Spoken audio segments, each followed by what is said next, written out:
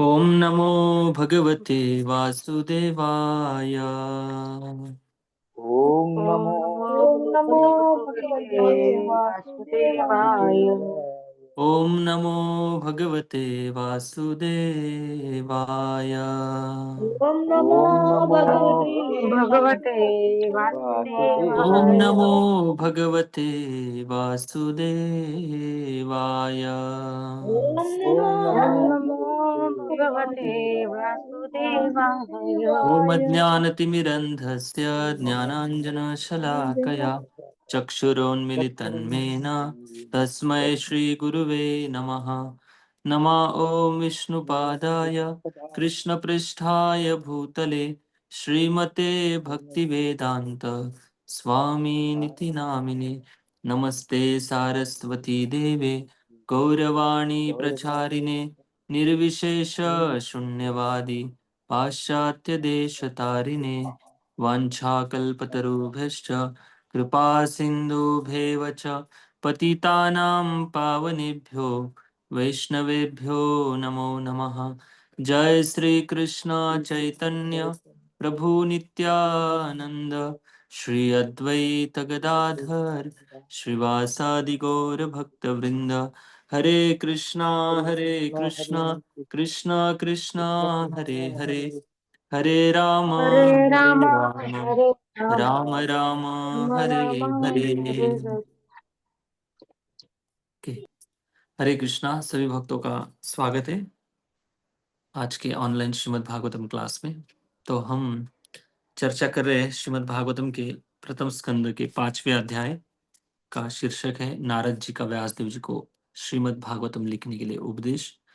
तो उसमें हमने श्लोक संख्या 28 तक चर्चा की है और किस प्रकार से नारद मुनि धीरे धीरे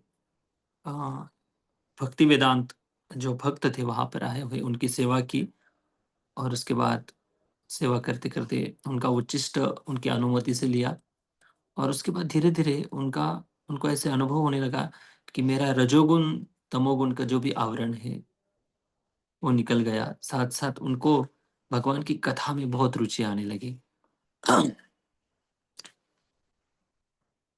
तो इस प्रकार से नारद मुनि के एक के बाद एक जो अनुभव है उनको आत्म साक्षात्कार का अनुभव हुआ और अस्खलित भाव से मतलब निरंतर वे हरि कथा में लगे रहते थे। नॉन स्टॉप उनको भगवान की कथा नाम इसका चिंतन नॉन स्टॉप होते रहता था। तो इसी को हमने कल चर्चा की अभिनिवेश इस विषय पर।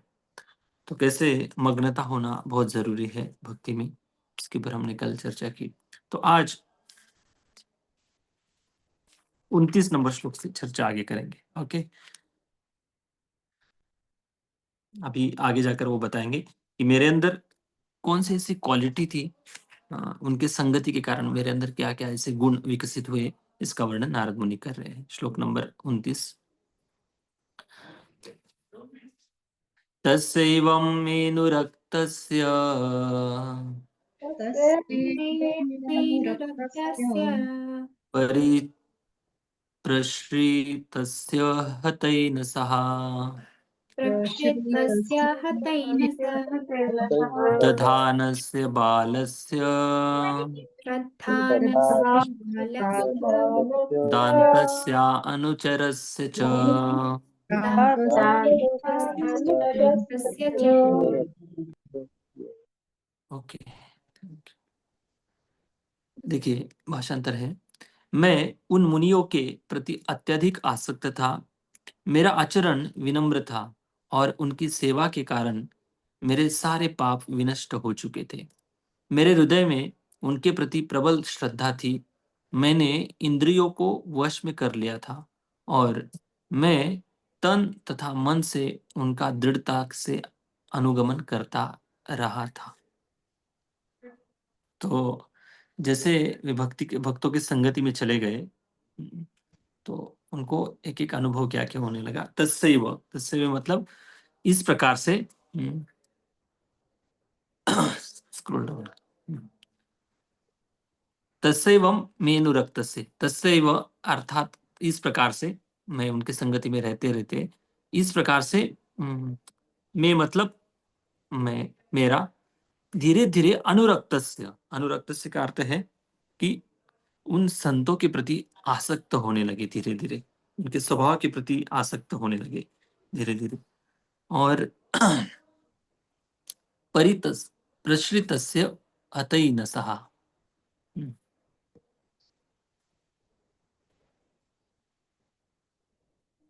धीरे-धीरे आज्ञाकारी ये जो गुण है उनके अंदर कैसे प्रकट होने लगे देखिए, जब भक्ति हृदय में प्रवेश करती है ना, तो भक्ति महारानी खुद उस हृदय का श्रृंगार करती है। तो ये सबसे पहले हम फ़ोकस ज़्यादा इसलिए करते हैं कि अनर्थ जो निवृत्ति है, इसके ऊपर तो काम करना है। सावधानी से रहना है। साथ-साथ प्रतिकूल भाव से हमारी जो अर्थ प्रवृत्ति का अर्थ है कि हम ज़्यादा से ज़्यादा भक्ति के अंगों में ज़्यादा ध्यान दें, ज़्यादा फ़ोकस करें ताकि हम भी धीरे-धीरे जैसे भक्ति हृदय में प्रवेश कर जाएँगी, वैसे धीरे-धीरे रजोगुण और तमोगुण का प्रभाव भी निकल जाएगा। और ये जो क्वालिटी यहाँ पर बताई जा रही है, नारद मुनि बता रहे हैं कि भक्ति प्रकट होने के कारण मेरे अंदर ये तुरंत बदलाव आने लगे। अभी मतलब टाइम बहुत कम था ना उनके पास, केवल 2 ढाई महीने में, 4 महीने में उनको भगवत साक्षात्कार हो गया। दिव्य प्रेमा भक्ति उनके हृदय में प्रादुर्भावित हो गई। तो ये जो बात है भक्ति वेदांत जो भक्त थे, बड़े महान भक्त थे वहाँ पे, उनकी सेवा करते-करते उनके स्वभाव के प्रति नारद मुनि आसक्त हो गए। उनके स्वभाव के प्रति आसक्त हो गए और जो है, आसक्त होने के कारण धीरे-धीरे उनको भौतिकता का कोई रस पहले से नहीं था और भक्तों के स्वभाव के प्रति उनके साथ रहना, उनके साथ कथा करना, उनके साथ कीर्तन करना, उनकी सेवा करना, इन सब बातों में उनको बहुत रुचि आने लगी। तो बद्धजीव अगर किसी शुद्ध भक्त से आसक्त हो जाता है, तो उनका कल्याण निश्चित हो जाता है। लेकिन आसक्त होते समय अगर हम हमारा स्वभाव या हमारी जो क्या बोलते हैं कॉमन सेंस बोलते हैं या हमारी जो चीज़ें हैं इसको अगर भूल जाते हैं ना, समझदारी को अगर भूल जाते, केवल आसक्त हो जाते किसी गुरु पर, किसी संत पर या किसी बाहरी रूप से आकर्षित होकर अगर आसक्त हो जाते, उसमें अगर शास्त्र प्रमाण नहीं है, तो फिर उनके लिए धोखा बन जाता है। इसलिए किसी भी संत पर अगर आसक्त होना है, किसी शुद्ध भक्त पर अगर आसक्त हो भी जाना है, तो बहुत अच्छी बात है। बहुत अच्छी बात है। लेकिन इसमें साधु, गुरु और शास्त्र, ये जो ट्रायंगल है ना साधु, गुरु, शास्त्र, शास्त्र में जो प्रमाणित है वैसे शुद्ध भक्त अगर दिख रहा है, अगर उसके प्रति आसक्त है हम, तो बहुत अच्छी बात है, उनके कारण कल्याण भी हो सकता है। श्रीमद् भागवतम में ये प्रमाण है, प्रसंगम अजरम पाशम आत्मनो कवयो विदु स एव साधुषो कृत्वा मोक्षद्वारम अपावृतु। जो व्यक्ति ये जो भौतिक संसार की जो आसक्ति है, ये अजरम, स्क्रीन ऑफ कर दो माता जी। अजरम मतलब है बूढ़ा, जरा मतलब बूढ़ा, और जो बूढ़ी नहीं होती ऐसी एकमात्र चीज है इस संसार में, वो है आसक्ति। आसक्ति दिन पर दिन बढ़ती ही जाती है। भौतिक लोगों में, भौतिक वस्तुओं में, पदार्थ में आसक्ति दिन पर दिन बढ़ते जाती है। लेकिन वही आसक्ति अगर कोई व्यक्ति शुद्ध भक्त में लगा देता है, प्रसंगम अजरम पाशम आत्मनो कवयो विदु स एव साधुषो कृत्वा, ऐसे साधु के प्रति, ऐसे शुद्ध भक्त के प्रति अगर हमारी आसक्ति है, तो मोक्ष द्वारम अपावृत, ये भागवत वाणी है। मोक्ष द्वार मतलब मोक्ष के सारे द्वार खुल जाते हैं, उस व्यक्ति के लिए कल्याण का मार्ग खुला हो जाता है। लेकिन बड़ी सावधानी से आसक्त होना है दोनों तरफ से। एक शुद्ध भक्त जो साधक है उसके प्रति आसक्त नहीं होना चाहिए। लेकिन साधक अगर शुद्ध भक्त के प्रति आसक्त है तो उसके लिए कल्याणकारी है। लेकिन शुद्ध भक्त जो है, जो गुरु की भूमिका में है, जो एक आदर्श नेता की भूमिका में, उसकी आसक्ति भगवान पर चाहिए। मतलब शुद्ध भक्त भगवान के ऊपर आसक्त चाहिए और साधक भगवान के प्रति और शास्त्र प्रमाणित शुद्ध भक्त के प्रति आसक्त चाहिए। अगर इस प्रकार की लाइन में अगर साधक है तो उसका कल्याण का मार्ग निश्चित है। तो ये बात है कि शुद्ध भक्त के प्रति आसक्ति अगर हो जाती है तो कल्याण का मार्ग खुला हो जाता है। लेकिन सावधानी ये बरतनी है कि शुद्ध भक्त भगवान के प्रति भी आसक्त होना चाहिए। हमारे श्रील प्रभुपाद जी के एक वरिष्ठ शिष्य गौर गोविंद स्वामी महाराज, तो वो वे हर रोज शाम को डायरी लिखते थे और डायरी में दिन भर वो उन्होंने क्या-क्या किया है, जैसे हम हमारे बॉस को रिपोर्ट करते हैं ना, रोज शाम को या वीकली रिपोर्टिंग करने की आदत होती ये होती नियम होता है ऑफिस में। तो वैसे ही गौर गोविंद महाराज जो है अ, गौर गोविंद महाराज रोज डायरी में लिखते थे, मैंने आज दिन भर क्या-क्या किया और उनके पास श्री गोपाल जी के विग्रह थे। तो गोपाल जी को हर रोज सुनाते थे, मैंने आज क्या-क्या किया। और गोपाल जी के प्रति बहुत उनकी आसक्ति थी। तो ऐसे शुद्ध भक्त की भगवान के प्रति आसक्ति होती है अक्सर, ऐसी होनी चाहिए। अगर ऐसा है, तो भगवान के प्रति आसक्ति होना बहुत अच्छी बात है, साथ-साथ शुद्ध भक्त के प्रति जो आसक्ति हो जाती है, वो भी अच्छी बात है। वैसे नारद मुनि यहाँ पर कह रहे हैं कि धीरे-धीरे मैं उनके प्रति आसक्त हो गया। और कैसे केवल आसक्त था ऐसा नहीं कि इसका मतलब ऐसा नहीं कि पागलपन जैसा मन उनके साथ खेलता था, रहता था, ऐसा नहीं। बल्कि प्रश्रितस्य का अर्थ ये है कि मैं उनकी आज्ञा का बहुत अच्छी तरह से पालन करता था। हाँ, एक-एक आज्ञा का मैं अच्छे से पालन करता था। इसके कारण उनका जो स्वभाव जो उनके जो आशीर्वाद है, उनकी जो ब्लेसिंग्स है, अपने आप मेरे सिर पर आती थी। तो इस प्रकार से नारद मुनि बता रहे और सारे पापों से इस कारण से हतई न सहा। मैं धीरे-धीरे उनकी आज्ञा का पालन करता था और उनके प्रति आसक्त होने के कारण मैं धीरे-धीरे सारे पापों से मुक्त हो गया। और मैं इंद्रिय संयमी भी था और सारे उपदेशों का दृढ़ता से पालन करता था। तो ये जो शिष्य के जो गुण हैं, ये शिष्य के गुण बहुत ज़रूरी हैं। तो शिष्यों के अंदर अगर इस प्रकार से क्वालिटी है, भले हमारा अभी तक स्वभाव नहीं बदला है, लेकिन एक व्यावहारिक दृष्टि से अगर हम अपने आप को स्वभाव में इस प्रकार से स्वभाव में लगा देते हैं, तो भी गुरुजनों का, तो भी साधु संतों का, शुद्ध भक्तों का आशीर्वाद अगर हमें मिल जाता है, तो ये शुद्ध भक्ति के मार्ग पर आगे बढ़ने के लिए हमें सबसे बड़ा बल मिल जाता है। इसलिए विनम्रता, आज्ञाकारी रहना, ये शिष्य के गुण हैं। हुँ, और ये जो शिष्य के गुण के कारण वो बहुत जल्दी आध्यात्मिक उन्नति कर लेते हैं।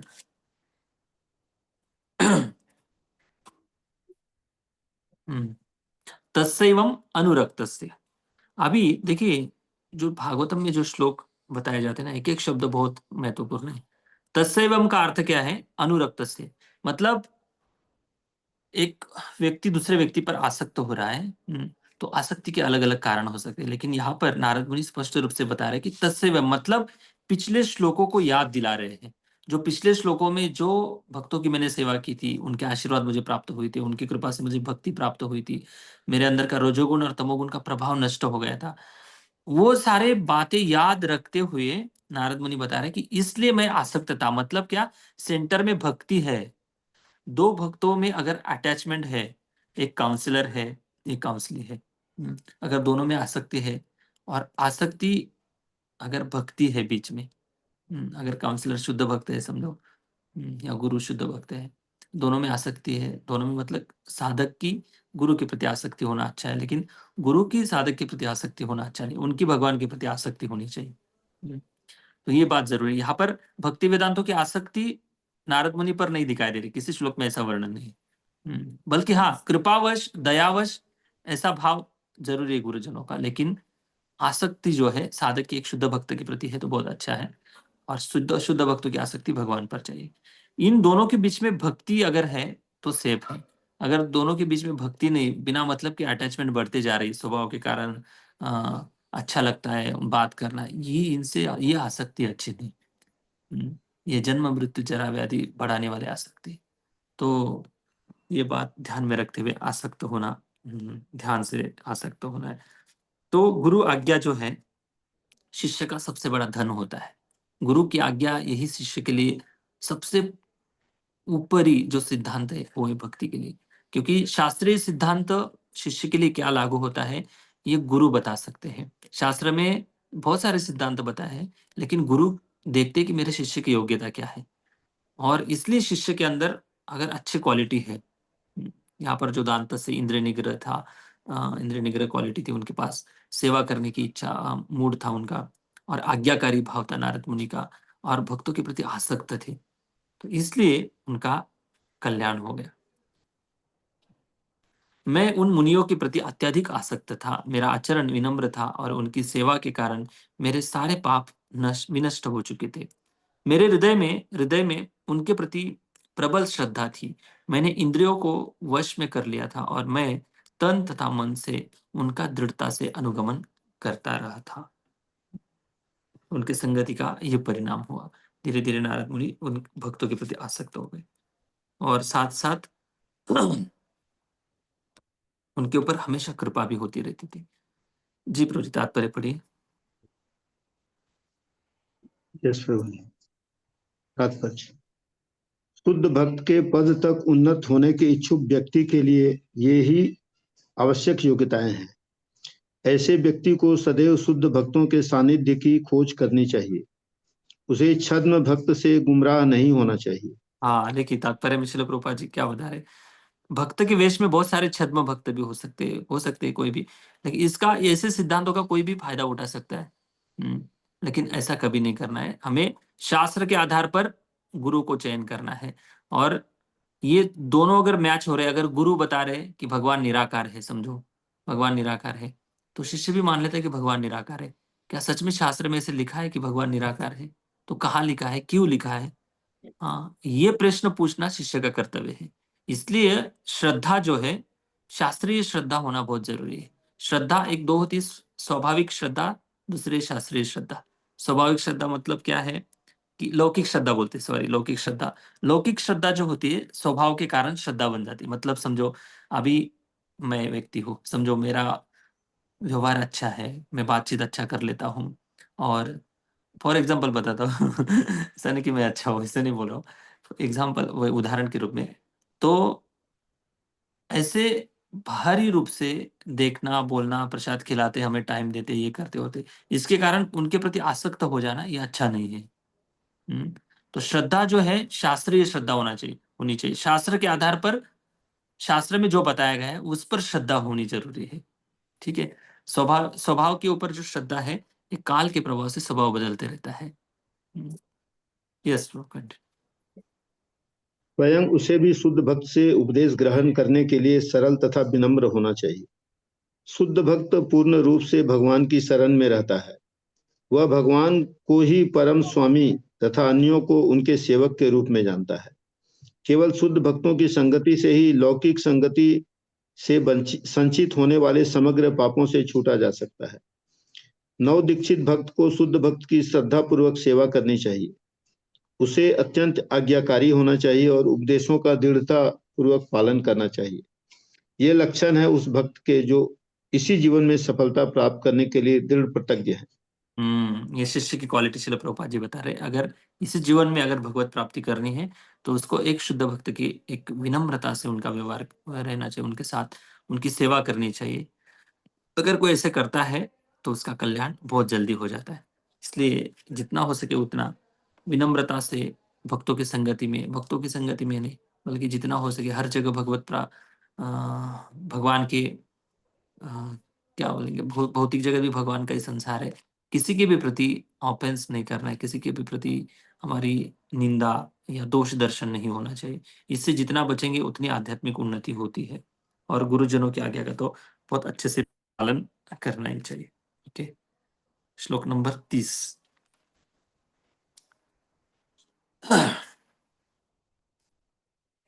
अभी पिछले श्लोक में नारद मुनि क्वालिटी बता रहे हैं कि इन क्वालिटी के कारण मेरे सारे पाप नष्ट हो गए और मैं उनके प्रति बहुत आसक्त था, आज्ञाकारी था।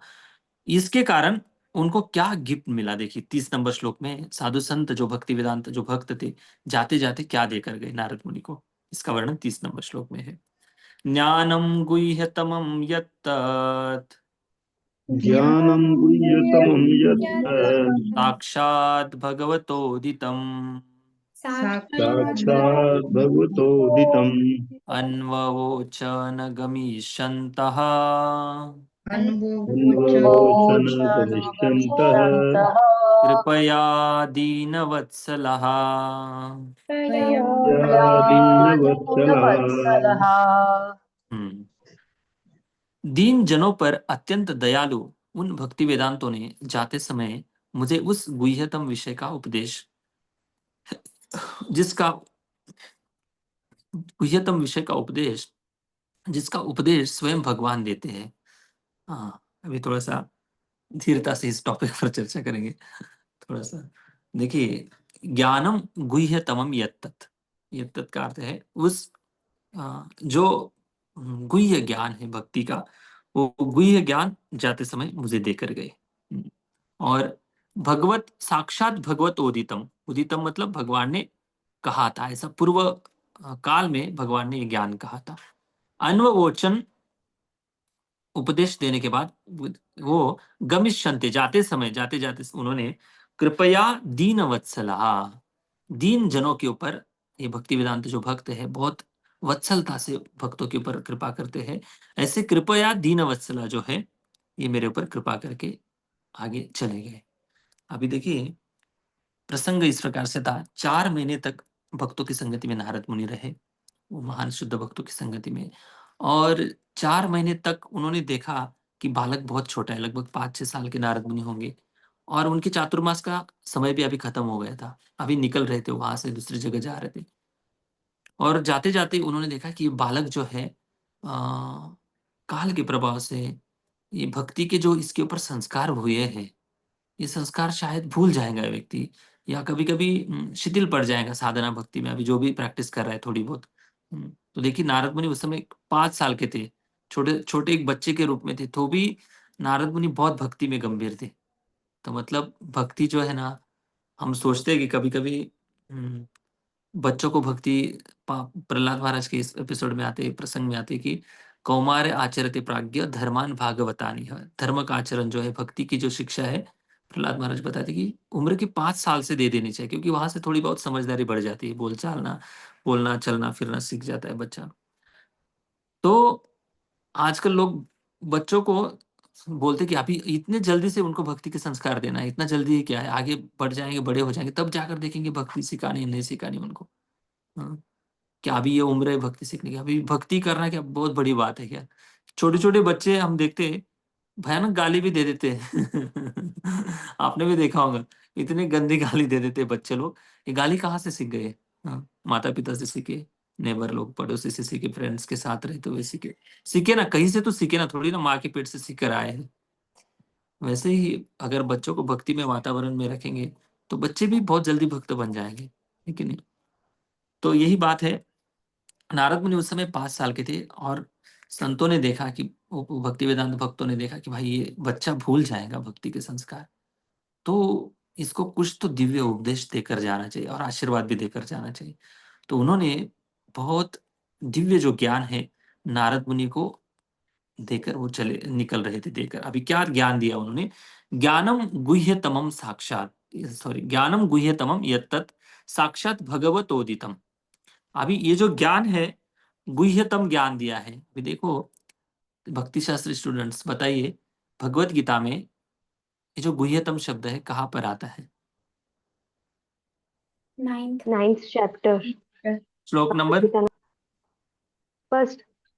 Very good. इदम ते तु गुह्यतमम प्रवक्ष्यामि अनुसूयवे। आगे क्या है? ज्ञानम विज्ञानम। ज्ञानम विज्ञानम, क्या आगे? इदं तु ते गुह्यतमम्। प्रवक्ष्यामि अनुसूयवे। जो भी, चलो।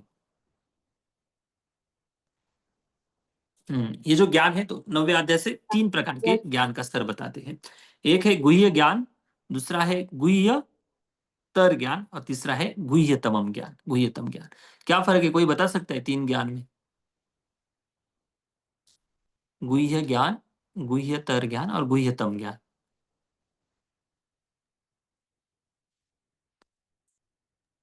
Good better best. गुह्यतम तो मतलब मोस्ट कॉन्फिडेंशियल होगी। वो तो वर्ड टू वर्ड ट्रांसलेशन हो गया। मतलब ओके, मतलब जो कैसे बताऊं,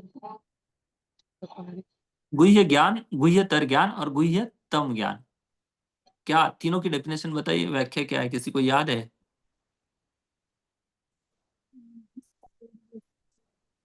चलो हरे कृष्णा, हम बताते हैं। मतलब बताऊं कैसे, समझ नहीं आ रहा। हाँ ठीक है, बाद में बता देना। मैं बताता हूँ। गुह्य ज्ञान, गुह्यतर ज्ञान और गुह्यतमम ज्ञान। गुह्यतमम ज्ञान जो है सबसे ऊंचा ज्ञान है, सबसे ऊपर का ज्ञान है। उसके पहले गुह्य ज्ञान होता है। गुह्य ज्ञान मतलब इस संसार का जो ज्ञान है ना, इसको ज्ञान कहते हैं। खाना कैसे, सोना कैसे, सुख सुविधा कैसे प्राप्त करनी है, ये शायद शारीरिक स्तर पर एक ज्ञान हो सकता है। लेकिन भौतिकता से थोड़ा सा ऊपर उठ जाएंगे तो गुह्य ज्ञान में वो व्यक्ति प्रवेश करता है। जैसे भगवत गीता के 2nd चैप्टर में श्लोक नंबर 11 से 30 तक आत्मज्ञान का वर्णन किया गया है। तो इस ज्ञान को गुह्य ज्ञान कैसे कैसे, मतलब शरीर और आत्मा इन दोनों में भेद दिखा देता है। मतलब आत्मा का ज्ञान प्राप्त करना ये अध्यात्म की एक प्रथम स्टेप है, प्रथम पायरी है। तो पहले शुरुआत में आत्मबोध होना बहुत जरूरी है। हम गीता कोर्स लेते हैं ना, सबको गीता कोर्स में क्या यही तो बताते हैं सबसे पहले कि हम कैसे आत्मा है, हम शरीर कैसे नहीं है। इसकी पहले हम लोगों को जानकारी देते हैं, उसके बाद फिर आध्यात्म की बहुत जर्नी आगे है। तो पहले आत्म साक्षात्कार बाद में होता है, लेकिन आत्मबोध होना इसको गुह्य ज्ञान कहते हैं। आत्मा का ज्ञान होना इसको गुह्य कहते हैं। उसके बाद आगे होता है गुह्यतर ज्ञान। जब आत्मा क्या है पता हो जाता है, उसके बाद फिर परमात्मा का ज्ञान शुरू हो जाता है। आत्मा और परमात्मा दोनों कैसे दिव्य है और दोनों कैसे अलग है, इसका बहुत सारा विश्लेषणात्मक चर्चा जो है उपनिषदों में अक्सर की गई है। तो अलग अलग उपनिषद है, उनमें अक्सर आत्मा और परमात्मा के ज्ञान दिया गया है और विशेषता निराकार ब्रह्म का भी ज्ञान दिया गया है। तो ये जो ज्ञान है इसको गुह्यतर ज्ञान कहते हैं।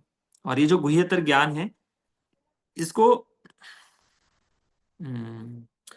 ज्ञान मिश्र भक्ति भी कहते हैं। जो हम कहते हैं ना, योग मिश्र भक्ति, ज्ञान मिश्र भक्ति, ये जो शब्द आप लोगों ने सुने होंगे, इसका मतलब ये है कि ज्ञान प्रधान है, ज्ञान प्रधान है, मतलब सबसे ज्यादा ज्ञान है उसमें, और सबसे बहुत कम भगवान की भक्ति का वर्णन किया गया है।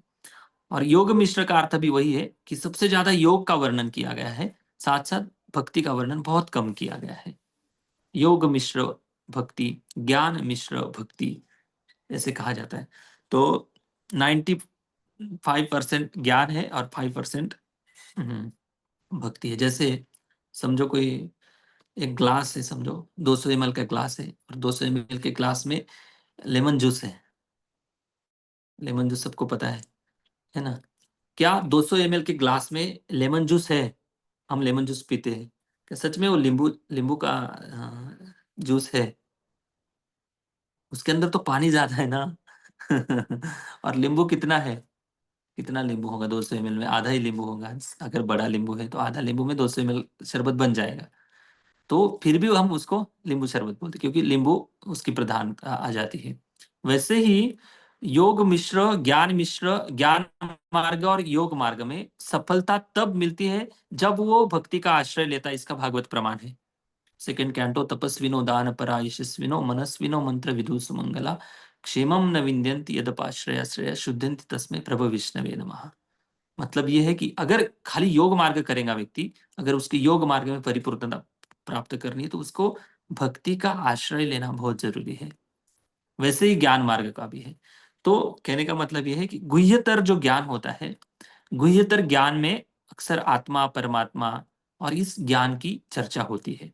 मैं उदाहरण से आपको समझाता हूं कि उद्धव जो वृंदावन में गए थे, उद्धव वृंदावन में गए थे, तो उद्धव जी ने गोपियों को गुह्यतर ज्ञान सिखाया था या गुह्यतम ज्ञान सिखाया था? गुह्यतर। वेरी गुड, हाँ गुह्यतर ज्ञान सिखाया था। अभी स्पष्ट हो गया गुह्यतर ज्ञान क्या है।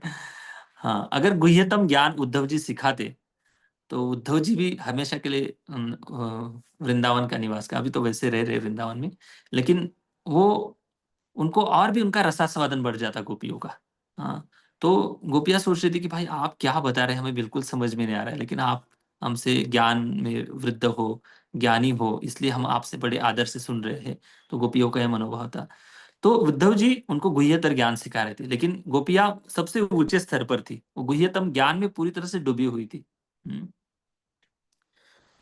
तो यह है गुह्य और गुह्यतर ज्ञान। और गुह्यतमम ज्ञान जो है, गुह्यतमम का अर्थ यह है कि जो यहाँ पर शब्द प्रयोग किया गया है साक्षात भगवतोदितम। साक्षात भगवत ओदितम मतलब उदितम मतलब बोलना। साक्षात भगवान ने इस ज्ञान को बोला है। साक्षात भगवान ने इस ज्ञान को बोला है। तो विश्वनाथ चक्रवर्ती ठाकुर इसकी टीका, इस श्लोक की टीका में लिखते हैं कि 3 जगह पर भगवान ने गुह्यतमम ज्ञान दिया था। गुह्यतम ज्ञान मतलब सबसे मोस्ट कॉन्फिडेंशियल नॉलेज, जो गुह्य ज्ञान है। अभी देखिए 3 उदाहरण देते हैं। पहला उदाहरण है ब्रह्मा जी के हृदय में भगवान ने ज्ञान दिया था। सीधी सीधी बात है। तेने भागवतम का पहला श्लोक देख लेंगे तो जन्मादि यस्य यतया अन्वयादि तर्तस्य स्वार्थेष्व अभिज्ञ स्वराट, उसमें आता है तेने ब्रह्म हृदय आदि कवये। ब्रह्मा जी के जो 4 मुख है, उस चारों मुखों में से भगवान ने कर्णों में से, एक सिर को 2 कान, ऐसे 8 कानों में से भगवान ने बांसुरी के माध्यम से दिव्य ज्ञान, साक्षात ऐसे फेस टू फेस ज्ञान उनके कानों के माध्यम से हृदय में स्थापित किया था। दिव्य ज्ञान, ये है भगवत उदितम ज्ञान। मतलब ये गुह्यतम ज्ञान दिया था ब्रह्मा जी को, ये भक्ति का नॉलेज दिया था। गुह्यतम का अर्थ यह है कि जैसे भगवत गीता में बताया ना, मन मना भव मद भक्तो मध्याजी माम नमस्कुरु मामे वश्यसि सत्यम ते प्रतिजाने प्रियोसी में। और क्या कहते हैं भगवान, ऐसे बहुत सारे श्लोक है गुह्यतम ज्ञान के। सीधी सीधी भक्ति की बात होती है, सीधी सीधी केवल शुद्ध भक्ति की बात होती है। उसमें ना ज्ञान मिश्र है ना योग मिश्र है, शुद्ध भक्ति की बात भगवान करते हैं। तो ये हो गया, ब्रह्मा जी को ज्ञान दिया। दूसरा ज्ञान दिया था, उद्धव जी को ज्ञान दिया था। भगवान श्री कृष्ण ने सीधा उद्धव जी को ज्ञान दिया था। जब भगवान प्रयाण करने वाले थे आध्यात्मिक जगत में, उसके पहले भगवान श्री कृष्ण और उद्धव जी का चर्चा होती है, जो उद्धव गीता के नाम से 11वें स्कंद में प्रख्यात है।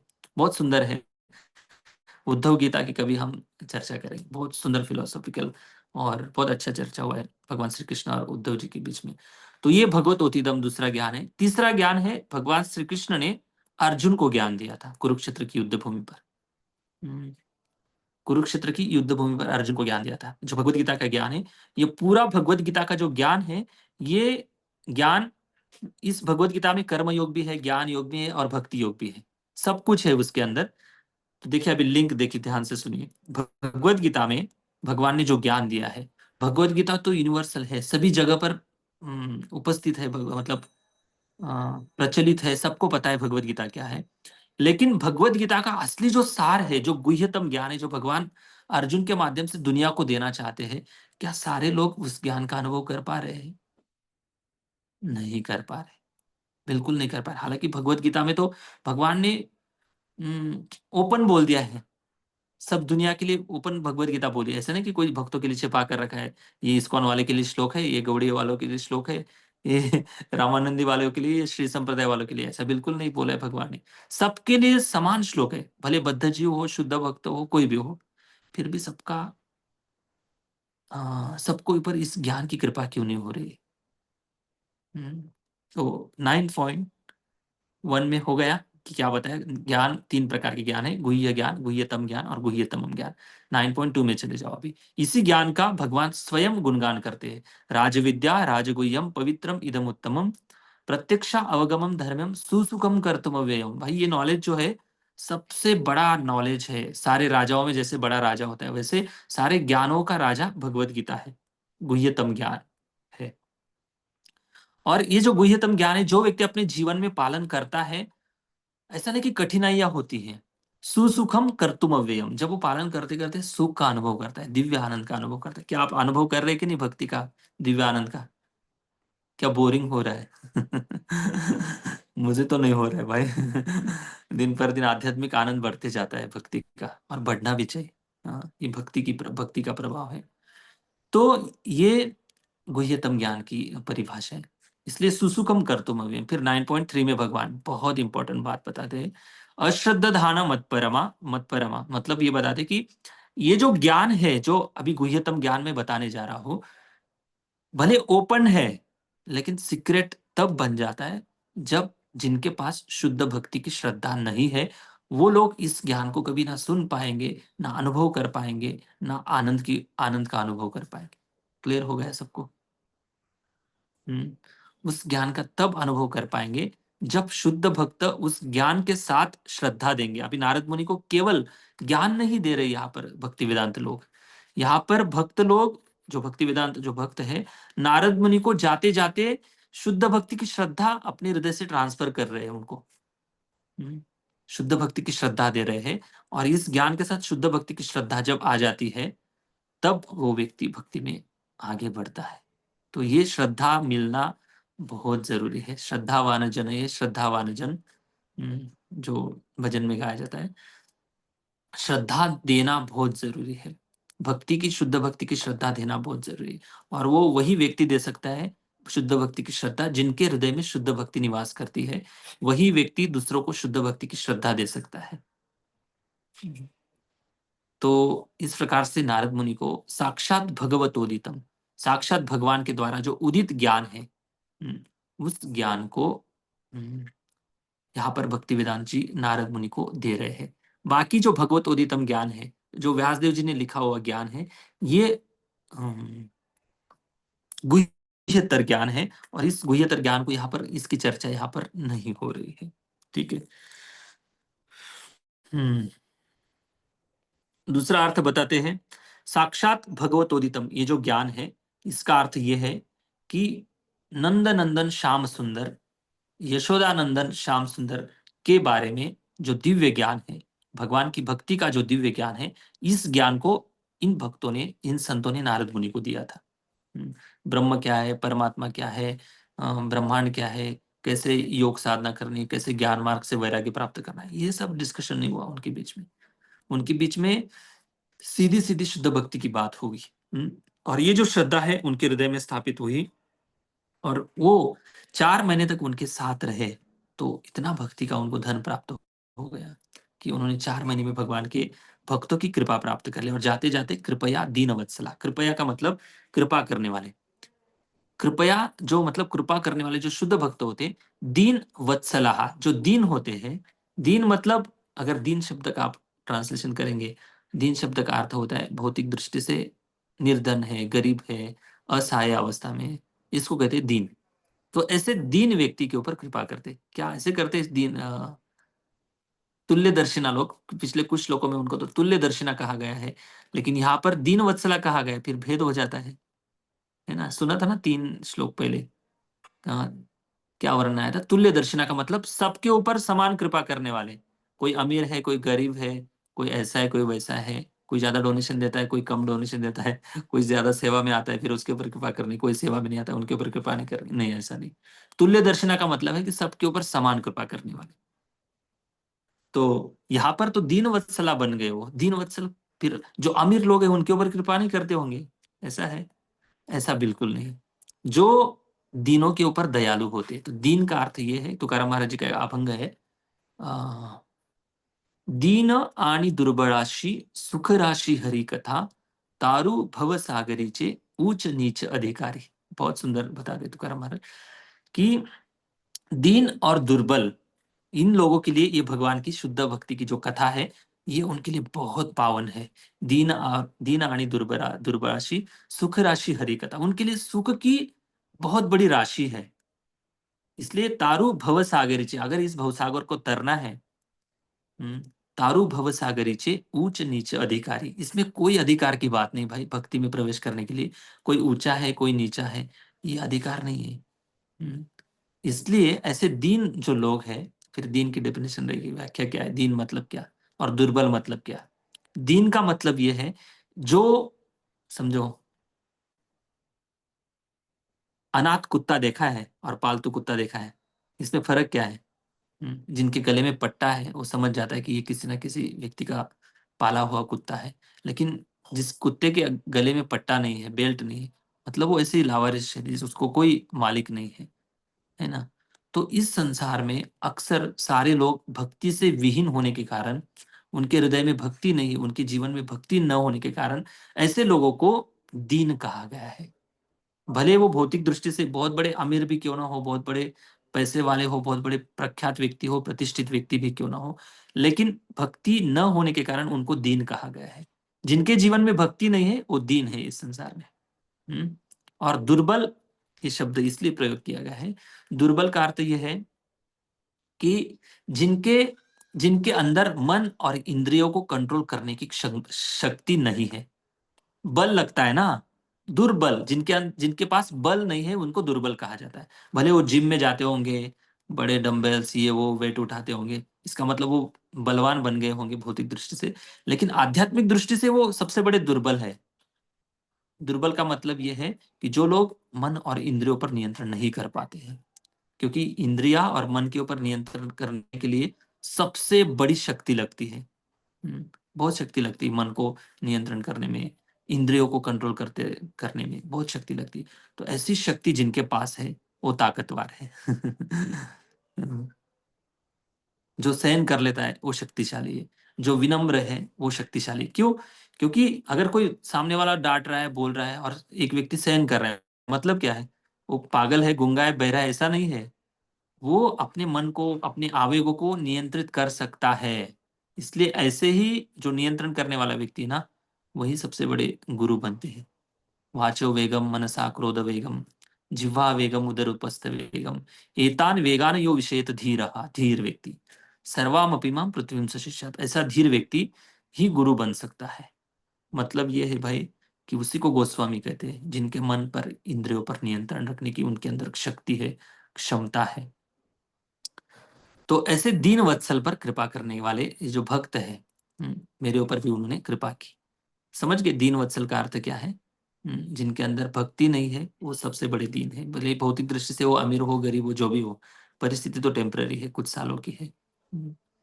तो ये दीन वत्सल जो भक्त थे वो उन्होंने मेरे ऊपर कृपा की। लेकिन कैसे कृपा की? गुह्यतमम यत्तत् साक्षात भगवतोदितम। ये जो गुह्यतमम ज्ञान है, इस भक्ति का जो ज्ञान है, शुद्ध भक्ति का जो ज्ञान है, इस ज्ञान को देकर मेरे ऊपर उन्होंने कृपा की। और कैसे? दयावश अभी जा रहे थे, उन्होंने सोचा कि भाई ये भूल जाएगा बच्चा, लापरवाही में भूल जाएगा, भक्ति में रुचि नहीं रहेंगी इसकी। इसलिए नारद मुनि को दिव्य ज्ञान स्थापित कर दिया। साथ साथ दिव्य ज्ञान जो है, मतलब ये आध्यात्मिक जो ज्ञान है, गुह्यतम जो ज्ञान है, इस गुह्यतम ज्ञान को स्थापित करते करते उन्होंने शुद्ध भक्ति की श्रद्धा भी नारद मुनि के हृदय में स्थापित की। इसलिए भले ये ज्ञान जो है भगवत गीता का ओपन है, साथ साथ सीक्रेट भी है। सीक्रेट इसलिए है क्योंकि जिनके पास श्रद्धा नहीं है, वो ज्ञान तभी ओपन हो जाएगा। भक्तों के अंदर भगवान ने ये जो कृपा करने की जो शक्ति है ना, ये जो श्रद्धा ट्रांसफर करने की जो शक्ति है, ये भक्तों को दी है। जब तक कोई भक्तों के संपर्क में नहीं आता है ना, कोई दूर दूर तक गारंटी नहीं कि उसको भक्ति प्राप्त होगी।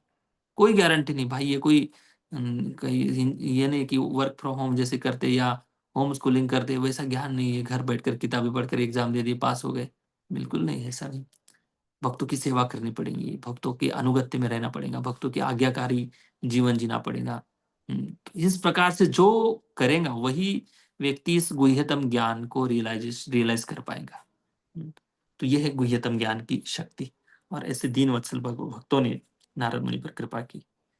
जी प्रभु जी, पढ़ी तात्पर्य।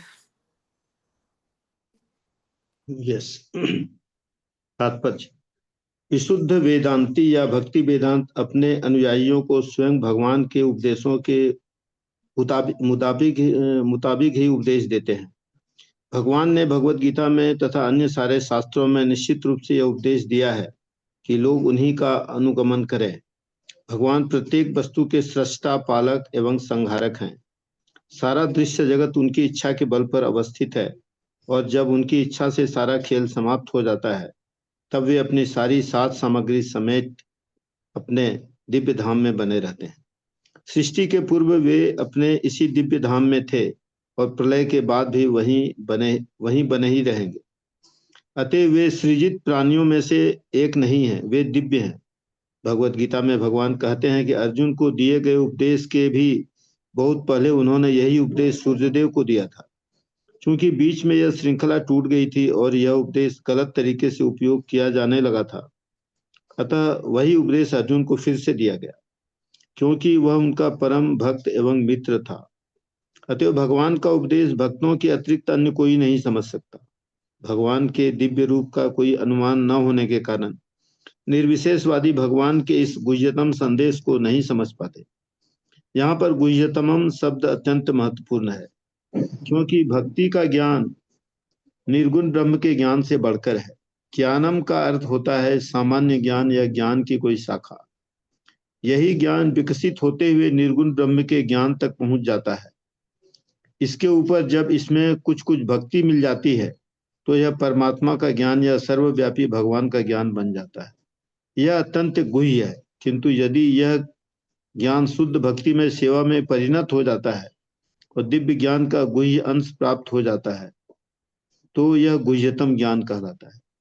भगवान ने ब्रह्मा, अर्जुन, उद्धव इत्यादि को यह गुह्यतम ज्ञान प्रदान किया। Okay, Hare thank you. Krishna. तो इस प्रकार से प्रभुपाद जी भी बहुत स्पष्ट रूप से तात्पर्य लिख रहे। ओके, हरे कृष्ण। कोई प्रश्न है? 10 मिनट बाकी है और एक श्लोक ले लेंगे, ठीक है, पूरा सेक्शन खत्म हो जाएगा।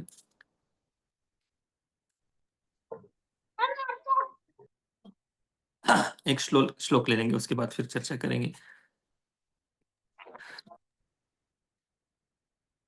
कि रहने देते, अगले क्लास में लेंगे। होगा तो नहीं, 10 मिनट में देख लेता हूँ। अभी वो भी करना है ना प्रभु जी? हाँ, वेणुगीत का भी पाठ करना है। श्लोक नहीं होगा, बहुत ज्यादा एक्सप्लेनेशन करना पड़ेगा, पर कम से कम 15-20 मिनट तो लग जाएंगे एक श्लोक को। यस, प्रश्न पूछिए। दिशा माता जी कुछ पूछ रहे थे। यस प्रभु जी, हरे कृष्ण प्रभु जी, दंड प्रणाम प्रभु जी, काफी कुछ सीखने को मिला आज। प्रभु जी, मेरा क्वेश्चन है, जैसे कि भक्ति के 9 स्टेजेस हैं, जैसे कि आपने पहले भी बताया, अदौ श्रद्धा तथा साधु संग। तो इसमें पहले श्रद्धा आती है, उसके बाद साधु संग आता है, लेकिन यहाँ पर नारद मुनि को पहले साधु संग मिला, उसके बाद उसमें श्रद्धा उत्पन्न हुई। तो ये ऊपर नीचे हो सकता है? हाँ, नहीं नहीं, सही है ना, वैसे ही है actually.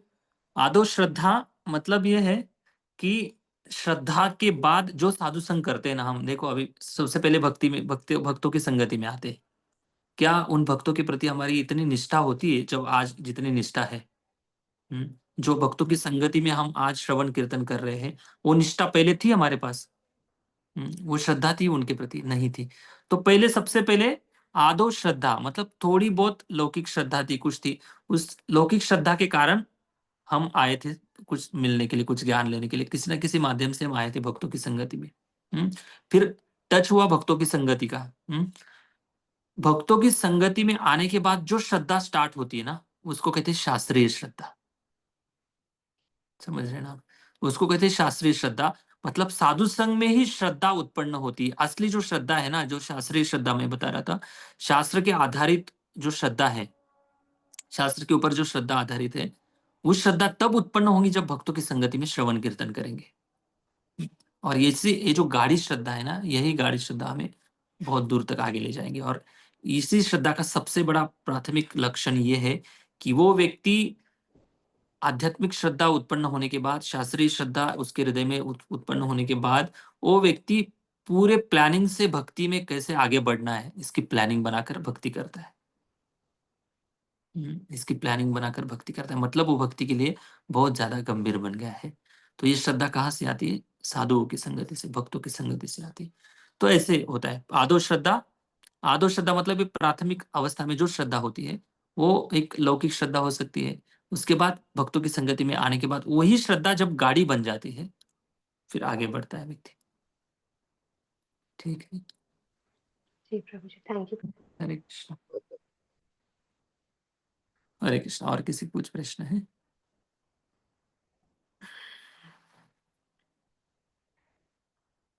Okay, wait, recording stop कर देता हूँ। हरे कृष्णा। ग्रंथराज श्रीमद् भागवतम महापुराण की जय। श्रील प्रभुपाद की जय।